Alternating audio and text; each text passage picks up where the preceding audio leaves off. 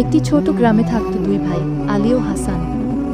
তারা একসঙ্গে বড় হয়েছে, একে অপরকে ভাইয়ের চেয়ে বেশি কিছু ভাবত। কিন্তু একবার একটি জমির সীমানা নিয়ে ভুল বোঝাবুঝি হয়। কথায় কথায় রাগ, রাগ থেকে ঝগড়া, আর ঝগড়া থেকে বন্ধন ছিন্ন। দুই ভাই একে অপরের সাথে কথা বলা বন্ধ করে দেয়। একদিন গ্রামে এক দরবেশ এলেন। তিনি জানতে পারলেন দুই ভাইয়ের গল্প। তিনি হাসানকে বললেন, ক্ষমা করা শয়তানের শৃঙ্খল ভাঙার প্রথম ধাপ। হাসান প্রথমে চুপ করে রইলেন। তার হৃদয়ে রাগ, অভিমান আর অহংকার জমেছিল বরফের মতো। কিন্তু রাতে তিনি যখন তাহাজ্জুদের নামাজে দাঁড়ালেন, তখন তার চোখে পানি এসে গেল।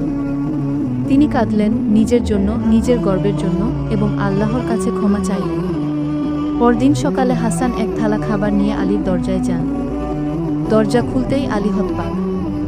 হাসান মাথা নিচু করে বললেন, ভুল আমার ছিল, ক্ষমা করে দাও ভাই।